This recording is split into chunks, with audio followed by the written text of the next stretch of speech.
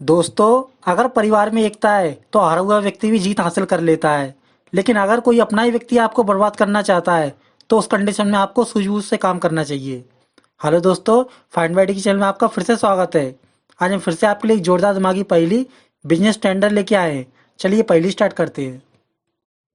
एक बिजनेसमैन थे धनंजय कुमार। उनके पास बहुत सारी धन दौलत थी। वो हीरो के व्यापारी थे और साथ में उनके कई और बिजनेस थे। लेकिन उम्र के साथ अब वो बूढ़े हो चुके थे और अपने व्यापार को संभालने में उन्हें परेशानी आ रही थी। उनके दो बेटे थे, नीरज और धीरज। एक दिन धीरज के बड़े भाई नीरज ने अपने पिता से कहा, पिताजी, धीरज की पत्नी स्वाति के इस घर में आने से हम लोगों के बिजनेस में घाटा हो रहा है। आप धीरज को कहीं और रहने के लिए भेज दीजिए, जिससे हमारे हीरो के व्यवसाय पे कोई हानि ना हो। अब धीरज चिल्लाकर बोला, पिताजी, स्वाति मेरी वाइफ है और वो इसी घर में रहेगी। अगर नीरज भाई को परेशानी हो रही है तो वो यहाँ से कहीं और जा सकते हैं। और कोई भी व्यापार गिरोह के साथ मेहनत पर भी चलता है। अगर हम लोग मेहनत करेंगे तो आज हानि हुई है, कल व्यापार में लाभ भी होगा। अब धनंजय बोले, तुम दोनों चुप रहो। धीरज, तुमने मेरी बात नहीं मानी और अपनी इस कॉलेज फ्रेंड स्वाति से शादी कर ली। अब हमारे व्यापार में इसके कारण हानि हो रही है। तुम्हारी शादी के बाद 3 टेंडर हमारे पास आए और मैंने उनको भर के जमा किया, लेकिन वो टेंडर रिजेक्ट हो गए और ये सब तुम्हारी वाइफ स्वाति के कारण हुआ है। अब स्वाति बोली, पिताजी, धीरज ने मुझसे शादी की इसलिए आप नाराज हो। आप मेरे पति धीरज को बिजनेस संभालने का मौका दो और एक बार बिजनेस टेंडर धीरज को भरने दो। फिर देखना हमारी कंपनी का टेंडर मार्केट में पास होगा। अब धनंजय बोले, नहीं, मैं इस कमीने निकम्मे आवारा को कभी ऑफिस नहीं आने दूंगा। तुम दोनों यहाँ से चले जाओ। मैं तुम दोनों को कुछ पैसे दूंगा जिससे तुम किसी और जगह रहकर अपना व्यवसाय शुरू कर सकते हो। अब स्वाति बोली, पिताजी, अगर कोई स्टूडेंट साल भर अपनी पढ़ाई एजुकेशन कंप्लीट करे और आखिरी में उसे परीक्षा एग्जाम में ना बैठने दिया जाए तो उसकी पढ़ाई का कोई मतलब नहीं निकलेगा। उसी तरह जब तक आप धीरज को टेंडर भरने का मौका नहीं दोगे तब तक आपको धीरज के टैलेंट का कैसे पता चलेगा। अगर धीरज के टेंडर भरने के बाद भी रिजेक्ट हो जाएगा तब मैं आपसे वादा करती हूँ, हम दोनों यहाँ से घर छोड़ के चले जाएंगे। इतना बोल के स्वाति चुप हो गई।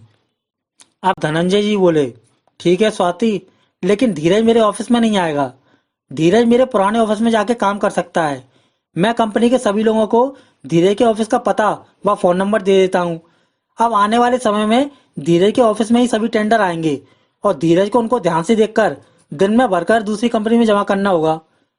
और तुम दोनों को 3 महीने का समय देता हूँ। अगर इन 3 महीनों में एक भी टेंडर धीरज ने पास करके मुझे दिखा दिया तो मैं धीरज को अपने साथ अपने मेन ऑफिस में हमेशा के लिए बुला लूंगा और तुम दोनों को इस घर से कभी नहीं निकालूंगा। इतना बोल के पिताजी वहां से चले गए और दोनों भाई वहीं खड़े रह गए। अब दूसरे दिन धीरज अपने पिता के एक पुराने ऑफिस में चला गया।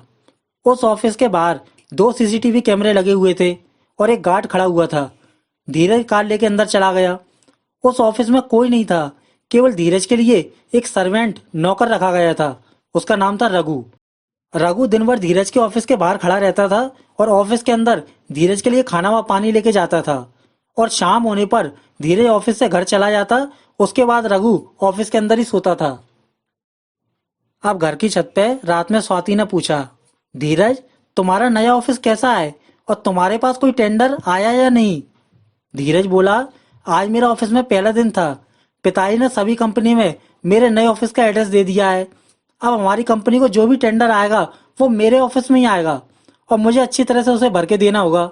इसलिए तुम मेरी चिंता मत करो, मेरा ऑफिस अच्छा है। वहाँ मेरी देखभाल के लिए एक नौकर रघु भी है। मैं दिन भर वहाँ बैठ के अखबार न्यूज़पेपर पढ़ता रहता हूँ और टेंडर आने का इंतजार करता रहता हूँ। इतना बोल के दोनों चुप हो गए।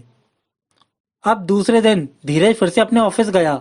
धीरज जैसी कार से अपने ऑफिस के अंदर पहुंचा, वहां रघु एक लिफाफा लेके खड़ा था। उसने धीरज से कहा, सर, आपके लिए एक लिफाफा एनवलप आया है। इतना बोल के रघु ने लिफाफा धीरज को दे दिया और धीरज उसे लेके ऑफिस के अंदर चला गया।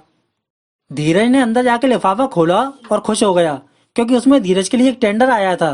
धीरज ने तुरंत मोबाइल निकाल के स्वाति को फोन लगाया, स्वाति, आज मुझे पहला टेंडर मिल गया है। मुझे आज इसे अच्छी तरह से भर के आज रात कंपनी में जमा करना है। अगर ये टेंडर पास हो गया तो पिताजी मुझ पर विश्वास करने लगेंगे। उनके लिए मैं एक अच्छा बेटा बन जाऊंगा। स्वाति, आज रात में घर देरी से आऊंगा। मुझे आज ऑफिस में टेंडर के लिए काम रहेगा। मैं रात में टेंडर भरकर दूसरी कंपनी में जमा करके देरी से घर लौटूंगा। इतना बोल के धीरज ने फोन काट दिया और टेंडर भरने लगा। टेंडर भरने में धीरज ने अपना पूरा दिमाग लगाया और उसे सही रेट में भर दिया। अब शाम को टेंडर भरकर धीरज उसे कंपनी में जमा करने ऑफिस से निकल गया। धीरज को आज काम के चक्कर में रात हो गई थी। बिजनेस टेंडर जमा करने के कुछ समय बाद धीरज जैसे ही अपने घर पहुंचा, उसने कार से बाहर निकल के देखा, घर के बाहर सभी लोग और उसकी वाइफ स्वाति खड़ी हुई है। स्वाति बोली, अभी अभी खबर मिली है कि हमारी कंपनी को जो टेंडर मिला है वो टेंडर दूसरी कंपनियों को भी मिला है और दूसरी कंपनी ने हमसे कम कीमत रेट लगाकर टेंडर भर के टेंडर पास करवा लिया है, अर्थात हमारा टेंडर रिजेक्ट हो गया। अब धीरज बोला, ये कैसे हो सकता है पिताजी? मैंने टेंडर में जो रेट लगाई है वो दूसरी कंपनियों को कैसे पता चला? ये नामुमकिन है, ये नहीं हो सकता। धनंजय बोला, धीरज, मैंने तुम्हें 3 महीने का समय दिया है। अगर तुम 3 महीनों में मुझे एक भी टेंडर पास करा के दिखा दोगे तभी तुम इस घर में रह सकते हो। इतना बोलकर सभी लोग अंदर चले गए और स्वाति धीरज सड़क पर खड़े रह गए। दोस्तों, पहली का पहला सवाल, दूसरी कंपनी को धीरज के टेंडर की रेट कैसे पता चली? अपना आंसर नीचे कमेंट कीजिए।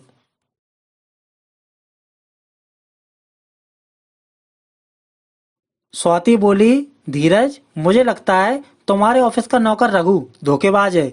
जब तुम दिन में ऑफिस में खाना खा रहे होगे उसी समय रघु ने तुम्हारे भरे हुए टेंडर का मोबाइल से फोटो लेकर उसे दूसरी कंपनी में व्हाट्सएप के द्वारा सेंड कर दिया।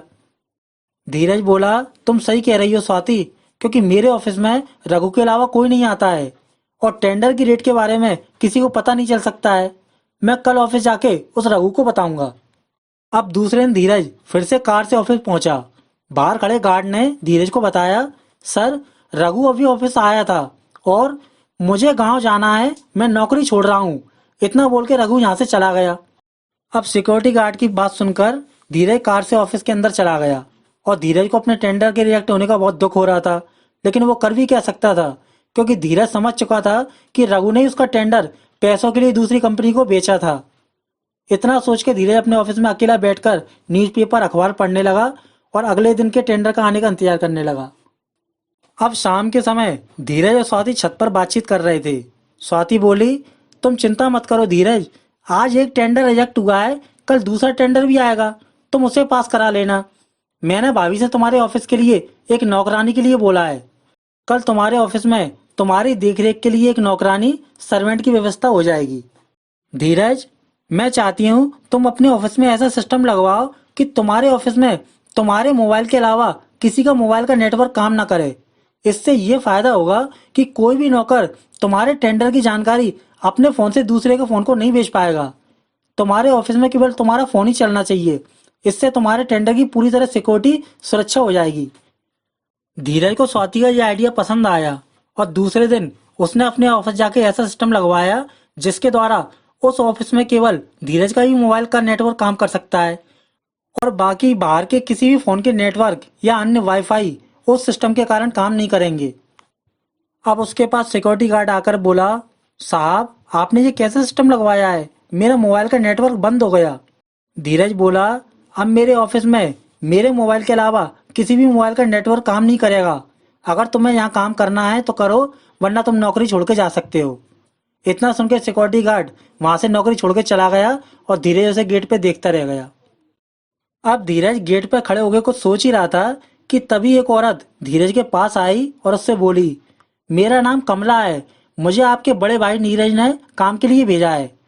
धीरज बोला, कमला, अगर तुम्हें यहाँ काम करना है तो 3 बातें याद रखनी होंगी। नंबर 1, तुम्हें यहाँ दिन रात 24 घंटे रुकना होगा। नंबर 2, तुम्हारे मोबाइल का नेटवर्क यहाँ काम नहीं करेगा। नंबर 3, तुम्हें महीने में एक बार बाहर जाने के लिए छुट्टी मिलेगी। कमला बोली, ठीक है साहब, मेरे इस दुनिया में कोई नहीं है, मुझे ऐसी जगह पसंद है, मैं यहाँ काम करूंगी। अब रघु की तरह कमला भी ऑफिस के बाहर काम करती रहती और धीरज अपने ऑफिस में बैठ के काम करता रहता और रात होने पर धीरज कार लेके ऑफिस से चला जाता और कमला ऑफिस का बाहर का गेट लगा लेती और अंदर सोने चली जाती। अब रात में घर की छत पर स्वाति बोली, धीरज, आज तुम बहुत खुश दिखाई दे रहे हो। धीरज बोला, 3 दिन बाद मेरे पास एक टेंडर आने वाला है। वो टेंडर बड़ा है, उसे मुझे भरने में 2 या 3 दिन लगेंगे, इसलिए मैं 2 दिन तक ऑफिस से लेट आऊंगा। स्वाति, अगर ये टेंडर हमारी कंपनी को मिल गया तो पिताजी मुझसे बहुत खुश होंगे। इतना सुन के स्वाति खुश हुई और बोली, लेकिन धीरज, इस बार का टेंडर दूसरी कंपनी को नहीं मिलना चाहिए। धीरज बोला, तुम चिंता मत करो, मैंने अपने ऑफिस में ऐसी सिक्योरिटी सिस्टम लगवाया है। अब मेरे ऑफिस में मेरे फोन के अलावा किसी का फोन काम नहीं करेगा और कमला को भी पता नहीं चलेगा कि मुझे टेंडर कब मिलने वाला है, क्योंकि इस बार मैंने टेंडर अपने मोबाइल व्हाट्सएप पे मंगवाया है। इसलिए अब टेंडर की पूरी जानकारी मुझे रहेगी। अब दूसरे दिन धीरज कार लेकर अपने ऑफिस पहुंचा। उसके खटखटाने पे कमला ने अंदर से दरवाजा खोला और धीरज कार लेके अंदर चला गया। अब कमला बाहर का काम करती रही और धीरज अपने ऑफिस में बैठ के अखबार पढ़ने लगा। अब धीरज को उस दिन का इंतजार था जिस दिन वो टेंडर आने वाला था। इस तरह धीरे धीरे 5 दिन बीत गए और धीरज अपने टेंडर का आने का इंतजार करता रहा। अब छठवें दिन सुबह सुबह धीरज अपने ऑफिस पहुंचा और रोज की तरह बाहर बैठकर अपना अखबार न्यूज़पेपर पढ़ने लगा। तभी उसी समय उसके मोबाइल पे एक मैसेज आया। धीरज ने अपना मोबाइल उठाया और देखा उसके मोबाइल पर बिजनेस टेंडर आ गया था। अब धीरज अपना टेंडर देखकर मन ही मन खुश हो गया, लेकिन उसने अपनी ये खुशी कमला को जाहिर नहीं कराई और चुपचाप वहीं बैठकर अखबार पढ़ने लगा। धीरज चाहता था कि इस बार के उसके टेंडर की भनक किसी को भी न लगे, इसलिए धीरज ने उस दिन भी प्रतिदिन की तरह टेंडर का काम अपने ऑफिस में चुपचाप से किया और सही समय पे वो अपने घर के लिए निकल गया। अब रात के समय फिर से दोनों छत पर बातचीत करने लगे। धीरज बोला, स्वाति, आज मुझे दूसरा टेंडर मिला है। कल शाम तक मैं उसे भर के जमा भी कर दूंगा। तब तक तुम ये बात किसी से ना कहना। मैं नहीं चाहता कि इस बार मेरे टेंडर की खबर दूसरी कंपनी को लगे, वरना वो इस बार भी मुझसे कम कीमत पर टेंडर भरकर अपना टेंडर पास करवा लेंगे और मेरा टेंडर फिर से रिजेक्ट हो जाएगा। इतना बोल के फिर से दोनों बातचीत करने लगे। अब दूसरे दिन धीरज अपने ऑफिस में बैठकर उस टेंडर पर काम कर रहा था। तभी उसके पास स्वाति का फोन आया। धीरज, जिस टेंडर को आज तुम भर के जमा करने वाले थे, उस टेंडर को दूसरी कंपनी ने आज सुबह ही तुमसे कम कीमत पर भर कर भेज दिया है और उनका टेंडर फिर से पास हो गया और तुम्हारा टेंडर फिर से रिजेक्ट हो गया। लगता है इस बार भी किसी ने तुम्हारे ऑफिस से टेंडर चुराकर दूसरी कंपनी को भेजा है। धीरज बोला, ये कैसे हो सकता है स्वाति? मेरे ऑफिस में मेरे और कमला के अलावा कोई नहीं है। बाहर का गेट दिन रात बंद रहता है और गेट के सीसीटीवी कैमरे हमेशा ऑन रहते हैं। कमला कभी बाहर नहीं जाती है या मेरे अलावा किसी और का मोबाइल नहीं चल सकता है। अर्थात कमला मेरे टेंडर का फोटो किसी और को सेंड भेज नहीं सकती है। फिर ये कैसे हुआ? स्वाति बोली, मुझे नहीं पता, तुम घर आ जाओ फिर बात करते हैं। इतना सुनकर धीरज गाड़ी उठाकर दिन में घर चला गया और उसके जाने के बाद कमला ने गेट लगा लिए। दोस्तों, पहली का दूसरा सवाल, इस बार टेंडर कैसे चोरी हुआ? अपना आंसर नीचे कमेंट कीजिए। अब धीरज उदास होकर घर जा रहा था। तभी उसको रास्ते में स्वाति दिखाई दी और उसने बीच सड़क में कार रोक दी। धीरज कार से बाहर आ गया। स्वाति बोली, धीरज, ये मिस्टर डीके है। ये पेशे से एक डिटेक्टिव है। मैंने इन्हें पूरी बात बताई, अब ये हमारी मदद करेंगे। धीरज बोला, सर, मेरे ऑफिस में सभी तरह की सिक्योरिटी है, फिर भी मेरे टेंडर दूसरी कंपनी को कैसे जा रहे हैं? डीके बोला, धीरज, तुम्हारा पहला टेंडर तुम्हारे नौकर रघु ने दूसरी कंपनी को बेचा था, ये सत्य है। इसी तरह मुझे लगता है तुम्हारा दूसरा टेंडर भी तुम्हारी नौकरानी कमला ने दूसरी कंपनी को बेच दिया। धीरज बोला, लेकिन सर, मेरे ऑफिस में मेरा ही नेटवर्क काम करता है और कमला कभी भी बाहर नहीं जाती। मैंने आज खुद बाहर के सीसीटीवी कैमरे चेक किए। कमला कल सुबह से आज दिन तक बाहर नहीं गई और ना ही कोई व्यक्ति बाहर से उससे अंदर मिलने आया। फिर उसने मेरा टेंडर कैसे बाहर भेजा होगा? डीके बोला, तुम दिन में जिस समय खाना खाते हो या तुम्हारे बाथरूम जाते समय कमला ने तुम्हारे टेंडर का फोटो अपने मोबाइल या किसी कैमरे से ले लिया, लेकिन वो तुम्हारे सिक्योरिटी सिस्टम की वजह से उसे इंटरनेट के द्वारा दूसरे को भेज नहीं सकती। लेकिन वो उस टेंडर को मेमोरी कार्ड या पेन ड्राइव में कॉपी करके तुम्हारी गाड़ी के नीचे छुपा सकती है और कोई दूसरा व्यक्ति तुम्हारी कार के नीचे से बाहर उस मेमोरी कार्ड या पेन ड्राइव को निकाल सकता है, जिसका तुम्हें पता भी नहीं चला होगा। इस तरह कमला ने तुम्हारा टेंडर बाहर भेज दिया। अब धीरज बोला, आप सही कह रहे हो सर। घर जाते समय मैं शाम को एक जगह कार रोक के चाय पीता हूँ। शायद वहीं से दूसरी कंपनी वाले ने मेरी कार के नीचे से मेरा टेंडर चुराया है और कमला भी उन्हीं की भेजी गई नौकरानी है। लेकिन सर, एक सवाल मेरे मन में आ रहा है। कमला 20 दिन से मेरे ऑफिस में रह रही है, लेकिन उसे ये कैसे पता चला कि कल सुबह टेंडर मेरे पास आया है और मैं उसी टेंडर पर काम कर रहा हूँ? अब डीके बोला, इसके बारे में अभी नहीं बता सकता कि कमला को टेंडर के दिन टेंडर डेट के बारे में कैसे जानती है। लेकिन ये पता है कि कमला को दूसरी कंपनी वालों ने तुम्हारे पास टेंडर चुराने के लिए भेजा है। अब अगर तुमने ऑफिस से कमला को नहीं हटाया तो वो तुम्हारे सारे टेंडर इसी तरह दूसरे कंपनी को भेज देगी। इतना सुन के दोनों वहां खड़े रह गए और डीके अपनी कार उठा के अपने ऑफिस चला गया। दोस्तों, पहली का तीसरा सवाल, कमला को टेंडर के आने का दिन कैसे पता चलता है? अपना आंसर नीचे कमेंट कीजिए।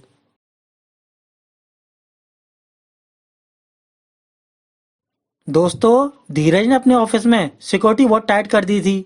यहाँ तक कि वो अपना न्यूज़पेपर और खाना घर से लेके जाता था, जिससे कि कमला को ऑफिस के बाहर ना जाना पड़े। लेकिन उसके बावजूद कमला को ये पता चल गया कि किस दिन धीरज के पास टेंडर आएगा। दरअसल धीरज के बड़े भाई और भाभी धीरज को बर्बाद करना चाहते हैं। वो नहीं चाहते कि धीरज कोई टेंडर पास करवा सके, इसलिए वो नौकरों, सर्वेंट के द्वारा धीरज के सभी टेंडर चोरी करवा रहे हैं। अब धीरज प्रतिदिन अपना खाना और न्यूज़पेपर लेके अपने ऑफिस जाता है, लेकिन धीरज को ये पता नहीं है कि जिस दिन टेंडर मार्केट में धीरज के पास आता है, उसकी खबर धीरज के बड़े भाई नीरज को भी हो जाती थी। और नीरज सुबह सुबह घर के न्यूज़पेपर का एक कोना काट देता है। उसी न्यूज़पेपर को धीरज अपनी कार में रखकर अपने ऑफिस ले जाता है और कमला के सामने उसी न्यूज़पेपर को पढ़ता है। अब कमला प्रतिदिन धीरज के अखबार, न्यूज़पेपर के सभी कोनों को ध्यान से देखती थी। और जिस दिन कमला को न्यूज़पेपर का कोना कटा मिला, कमला समझ गई कि आज उसे टेंडर का फोटो खींच के बाहर भेजना है। इस तरह कमला को ऑफिस के अंदर रहकर टेंडर की डेट की जानकारी मिल जाती थी।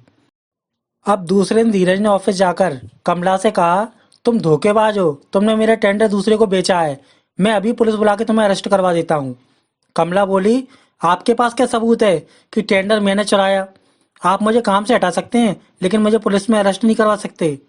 अब धीरज के पास कोई सबूत न होने के कारण धीरज चुप हो गया और उसने कमला को चुपचाप से काम से हटा दिया। कमला ऑफिस छोड़ के चली गई और धीरज उसे देखता रह गया। उसके जाने के बाद धीरज ने पूरे ऑफिस का लॉक लगाया और कार में बैठ के अपने घर के लिए चला गया। अब रात के समय धीरज स्वाति से बोला, मैं अब ऑफिस नहीं जाऊंगा। 2 टेंडर मेरे हाथ से चले गए। पिताजी मुझसे बहुत नाराज है। अब जो भी टेंडर आएगा मैं उसे घर पे ही रह के कंप्लीट करूंगा।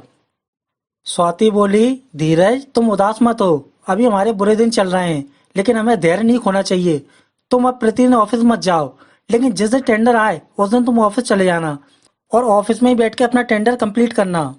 क्योंकि अब तुम्हारे ऑफिस में तुम्हारे अलावा वहाँ कोई नहीं है, इसलिए अब वहाँ टेंडर चोरी होने का खतरा नहीं है। घर पर भाई भाभी पिताजी हम सभी यहाँ रहते हैं और हम सभी की वजह से तुम परेशान हो सकते हो, इसलिए तुम अपना अगला टेंडर ऑफिस में जाके कंप्लीट करना। इतना सुन के धीरज स्वाति की बात मान गया और दोनों इधर उधर की बातचीत करने लगे। अब कुछ दिन बाद धीरज अपने कमरे में खड़ा था, तभी उसके व्हाट्सएप पे तीसरा टेंडर आया। धीरज ने स्वाति को बुलाया और कहा, स्वाति आज फिर से मुझे तीसरा टेंडर मिला है। तुम मेरा खाना तैयार कर दो और टेंडर वाली बात घर में किसी को नहीं बताना। मैं ऑफिस जाके टेंडर तैयार करता हूँ। मुझे ये टेंडर आज शाम तक भरकर देना होगा, इसलिए मैं आज देरी से घर लौटूंगा। इतना बोल के धीरज बाथरूम चला गया और स्वाति किचन में खाना बनाने चली गई। कुछ देर बाद धीरज बाहर आकर टिफिन और न्यूज़पेपर लेकर अपनी कार में बैठ के अपने ऑफिस चला गया। अब बहुत दिनों बाद वो ऑफिस पहुंचा। धीरज मेन डोर खोल के ऑफिस के अंदर चला गया। उसका ऑफिस बहुत गंदा हो गया था, लेकिन उसे साफ करने वाला वहाँ कोई नहीं था। अब धीरज ने बाहर का लॉक करके पूरे ऑफिस को अच्छी तरह से चेक किया कि वहां अंदर कोई चोर तो नहीं आ गया, लेकिन धीरज को पूरे ऑफिस में कोई नहीं मिला। अब ऑफिस के अंदर जाकर धीरज ने मोबाइल से टेंडर का प्रिंट निकाला और सीसीटीवी सिस्टम ऑन करके अपने टेंडर पर काम करने लगा। धीरज काम करते करते यही सोच रहा था कि इस बार उसका टेंडर पास हो जाएगा तो पिताजी उससे बहुत खुश होंगे। अब काम करते करते उसे 2 बज गए, लेकिन धीरज ने टेंडर कंप्लीट करने के बाद ही खाना खाया। अब शाम के समय उसे टेंडर कंपनी में जमा करने जाना था और खाना खाने के बाद उसे आलस भी आ रहा था, इसलिए धीरज खाना खाने के बाद ऑफिस में लेट के कुछ देर आराम करने लगा। और आराम करते करते धीरज की आंख लग गई और धीरज ऑफिस में ही सो गया। अब शाम 6 बजे धीरज के मोबाइल पर स्वाति का फोन आया और आवाज सुन के धीरज की आंख खुली। स्वाति बोली, धीरज तुम इतनी देर से क्या कर रहे हो? मैं तुम्हें कितनी देर से फोन लगा रही हूँ। धीरज बोला, खाना खाने के बाद मुझे आलस आ गया और कुछ देर के लिए मैं सो गया, लेकिन मैंने अपना काम कंप्लीट कर लिया है। अब मैं टेंडर जमा करके ही घर लौटूंगा। स्वाति बोली, अब तुम्हें टेंडर जमा करने की कोई जरूरत नहीं है, अब तुम घर आ जाओ। इस बार फिर से हमसे पहले दूसरी कंपनी ने दिन में 4 बजे हमसे कम रेट व शर्तों पर टेंडर भर के जमा कर दिया और उनका टेंडर फिर से पास हो गया। अब तुम घर आ जाओ, घर आके बात करते हैं। अब स्वाति की बात सुनकर धीरज समझ गया कि इस बार फिर से किसी ने उसका टेंडर चुरा लिया है। अब धीरज ने दूसरे कमरे में जाके ऑफिस के सीसीटीवी को चेक किया, लेकिन उसमें उसे कोई बाहर से व्यक्ति अंदर आता हुआ दिखाई नहीं दिया। धीरज एक बार फिर से उदास होकर अपने घर चला गया। दोस्तों, पहेली का चौथा सवाल। इस बार ऑफिस में कोई नहीं था और सीसीटीवी में भी कोई दिखाई नहीं दिया, फिर इस बार धीरज का टेंडर कैसे चोरी हुआ? अपना आंसर नीचे कमेंट कीजिए। दोस्तों, धीरज के बड़े भाई नीरज को इस बार पता चल गया था कि धीरज ने ऑफिस की नौकरानी कमला को निकाल दिया है। अब नीरज को फिर से धीरज का टेंडर चोरी करवाना था। इसलिए जिस दिन धीरज के पास व्हाट्सएप पर टेंडर आया, धीरज ऑफिस के तैयार होने के लिए घर के अंदर गया था। उसी समय नीरज ने बाहर आकर अपना एक आदमी धीरज की गाड़ी की डिग्गी में छुपा दिया, जिसके बारे में धीरज को कुछ पता नहीं था। और कुछ देर बाद धीरज अपना खाना व न्यूज़पेपर लेके कार उठा के अपने ऑफिस चला गया। अब घर में एक ही किचन होने के कारण नीरज की वाइफ धीरज की भाभी ने धीरज के खाने में चुपचाप से बेहोश करने वाली दवाई मिला दी थी, जिसके बारे में स्वाति को कुछ भी पता नहीं था। जिस कारण टेंडर भरने के बाद धीरज ने खाना खाया और उसे बहुत जोर से नींद आ गई और वो ऑफिस में ही सो गया। अब धीरज के खाना खा के सो जाने के बाद उसकी कार से वो आदमी बाहर निकला और ऑफिस के अंदर जाकर अपने मोबाइल से टेंडर का फोटो खींचकर मोबाइल से दूसरी कंपनी को भेजना चाहा। लेकिन धीरज के ऑफिस में केवल धीरज का ही मोबाइल काम करता है, इसलिए वो आदमी टेंडर का फोटो अपने मोबाइल से बाहर नहीं भेज पाया। उसके बाद वो चोर टेंडर को लेकर धीरज के कमरे में गया। उस समय धीरज बेहोश अवस्था में सो रहा था। अब उस चोर ने धीरज का मोबाइल उठाकर उसके फिंगरप्रिंट से उसका मोबाइल खोला और उसी के टेंडर को उसके मोबाइल से उसके ईमेल के द्वारा दूसरे को भेज दिया। धीरज के मोबाइल से टेंडर भेजने के बाद वो आदमी चुपचाप से बाहर आया और धीरज की कार की डिग्गी में छुप गया, जिससे कि बाहर के सीसीटीवी में से कोई देख न ले। इस तरह फिर से नीरज ने धीरज के टेंडर की तीसरी चोरी करवाई और धीरज को उस बात की कोई खबर नहीं लगी। अब शाम के समय धीरज स्वाति से बोला, मैं हार चुका हूँ स्वाति, मेरी बात मानो, अब हमें इस घर को छोड़ के दूसरे शहर चले जाना चाहिए। अब मेरा मन ऑफिस या इस घर में नहीं लगता, प्लीज यहाँ से चलो। अभी वो दोनों बातचीत कर ही रहे थे कि तभी डीके वहां कार लेके आ गया और उसे देख के दोनों नीचे आ गए। डीके बोला, आज स्वाति ने मुझे तुम्हारे तीसरे टेंडर के बारे में बताया, इसलिए मैं यहाँ आया हूँ। धीरज, तुम हिम्मत मत हारो। तुम्हारे इस केस में तुम्हारा दुश्मन इतना चालाक है कि वो सीसीटीवी कैमरे में नजर नहीं आ रहा और वो लगातार तुम्हारे टेंडर को चोरी कर रहा है। इस बार जब भी तुम्हारे पास टेंडर आए तुम मुझे फोन करके अपने ऑफिस बुला लेना, मैं एक बार तुम्हारा ऑफिस देखना चाहता हूँ। इतना बोल के डीके वापस अपनी कार में बैठा और वहां से चला गया और वो दोनों खड़े रह गए। अब कुछ दिन बाद धीरज अपने कमरे में खड़ा था और फिर से उसके मोबाइल पे चौथा टेंडर आ गया। उसने खुश होकर डीके को फोन लगाया, सर, आज मेरे पास चौथा टेंडर आ गया है, आज आप मुझसे मिलने ऑफिस आ सकते हैं। इतना बोलकर धीरज फिर से बाथरूम में जाके ऑफिस जाने की तैयारी करने लगा और उसका भाई नीरज उसकी सभी बातें सुनता रहा। उसके जाने के बाद नीरज ने एक आदमी को फोन लगाकर कहा, आज फिर से धीरज को टेंडर मिला है, तुम जल्दी से आकर उसकी गाड़ी में छुप जाओ। इतना बोल के नीरज भी घर के अंदर चला गया। अब कुछ देर बाद फिर से धीरज अपनी कार लेके अपने ऑफिस पहुंचा। धीरज ने ऑफिस जाकर मेन गेट खोल के कार अंदर की और बाहर से मेन गेट बंद करके कार अंदर ले गया। अंदर जाने के बाद धीरज कार से उतर के ऑफिस का गेट खोल के अंदर चला गया और अपना सीसीटीवी सिस्टम ऑन किया। उसके बाद ऑफिस में बैठकर अपने टेंडर पर काम करने लगा। धीरज को आज भी ये नहीं पता था कि उसकी कार में आज भी कोई छुप के बैठा है और उसके खाने में आज भी भाभी ने बेहोश करने की दवाई मिलाई है। अब दिन के 12 बजे कुछ देर बाद उसको बाहर से घंटी की आवाज सुनाई दी। धीरज समझ गया कि डीके आया होगा। उसने बाहर जाकर मेन गेट खोला और डीके कार लेके ऑफिस के अंदर आ गया। अब डीके ने कार से उतरकर धीरज का पूरा ऑफिस अच्छी तरह से देखा। डीके को ऑफिस देख के समझ में आ गया कि धीरज भी अपने ऑफिस में बहुत दिनों बाद आया है, क्योंकि उसके ऑफिस में पेड़ की पत्तियों से ऑफिस गंदा हो गया था। अब डीके ने ऑफिस की प्रत्येक जगह को अच्छी तरह से चेक किया, लेकिन डीके को पूरे ऑफिस में उन दोनों के अलावा कोई नहीं मिला। कुछ देर बाद धीरज डीके को अपने ऑफिस के अंदर ले गया। डीके ने अंदर जाके ऑफिस को अच्छी तरह से देखा और वहां के सीसीटीवी सिस्टम को भी चेक किया। अब पूरा ऑफिस चेक करने के बाद डीके बोला, मुझे नहीं लगता कि तुम्हारे ऑफिस में कोई चोर बाहर से अंदर आ सकता है और तुम्हारे टेंडर को चुरा सकता है। ये तुम्हारा वहम है। धीरज, तुम्हारे 2 टेंडर चोरी हो सकते हैं, लेकिन तीसरे टेंडर में तुम इस ऑफिस में अकेले थे और कोई भी बाहर से अंदर नहीं आया, वरना वो सीसीटीवी में दिखाई देता। दूसरी कंपनी अपनी मेहनत के दम पर तुम्हारे टेंडर हासिल कर रही है। अब तुम आराम से अपने ऑफिस में चौथे टेंडर पर काम करो, यहाँ कोई नहीं आ सकता। इतना बोल के डीके बाहर आया और कार में बैठकर मेन गेट से होते हुए अपने ऑफिस के लिए चला गया। उसके जाने के बाद धीरज ने मेन गेट बंद कर दिया और ऑफिस के अंदर जाके अपना काम करने लगा। अब दिन के 3 बजे फिर से काम खत्म करने के बाद धीरज ने खाना खाया और खाने में बेहोश होने वाली दवाई के कारण धीरज को फिर से ऑफिस में नींद आ गई और वो सो गया। अब शाम 7 बजे धीरज की आंख खुली। उसने देखा शाम के 7 बज गए। उसने तुरंत भरा हुआ टेंडर उठाया और ऑफिस का गेट बंद करके अपनी कार में बैठकर दूसरी कंपनी में टेंडर जमा करने ऑफिस से चला गया। अब रात में टेंडर जमा करने के बाद धीरज अपने घर पहुंचा। बाहर सभी लोग उसका इंतजार कर रहे थे। धीरज कार से उतर के बाहर आ गया। स्वाति बोली, धीरज तुम्हारा टेंडर कंपनी ने पास कर लिया, हम जीत गए। इस बार तुम्हारी मेहनत और डी की समझदारी से तुम्हारा चौथा टेंडर चोरी होने से बच गया। दोस्तों, पहली का 5वां सवाल, डीके ने क्या समझदारी दिखाई कि धीरज के कार के अंदर बैठा चोर आज टेंडर नहीं चुरा पाया? अपना आंसर नीचे कमेंट कीजिए। दोस्तों, डीके जानता था कि धीरज के द्वारा सभी नौकरों के निकाले जाने के बाद भी कोई व्यक्ति है जो ऑफिस के अंदर चुपचाप से आता है और टेंडर चुरा के गायब हो जाता है और वो चोर सीसीटीवी में नजर भी नहीं आता। इस बात का पता लगाने के लिए आज दिन में डीके भी अपनी कार की डिग्गी में अपने दोस्त रमन को छुपा के धीरज के ऑफिस ले गया था। और जब डीके और धीरज ऑफिस के अंदर बातचीत कर रहे थे, उसी समय रमन भी चोर की तरह डीके की कार से निकल के ऑफिस के बगल में छुप गया। अब दिन के समय डीके के जाने के बाद धीरज खाना खा के फिर से बेहोश हो गया और धीरज की कार में बैठा टेंडर चोर कार से बाहर निकला और टेंडर चुराने ऑफिस के अंदर गया। उसके बाद इधर रमन भी उसके पीछे से ऑफिस में आया और उस टेंडर चोर को डंडा मार के उसने बेहोश कर दिया और उसके हाथ पैर बांधकर वापस धीरज की कार की डिग्गी में छुपा दिया। इस तरह चौथा टेंडर चोरी होने से बच गया और धीरज को चौथा टेंडर मिल गया। अब डीके के कहने पर उसी समय कार की डिग्गी से चोर को बाहर निकाला गया और उस चोर ने सभी के सामने नीरज का नाम बता दिया। दोस्तों, कैसी लगी आपको जोरदार दिमागी पहेली? पहेली अच्छी लगे तो लाइक कीजिए और ऐसी ही पहेलियां देखने के लिए अभी हमारे चैनल को सब्सक्राइब कीजिए। धन्यवाद।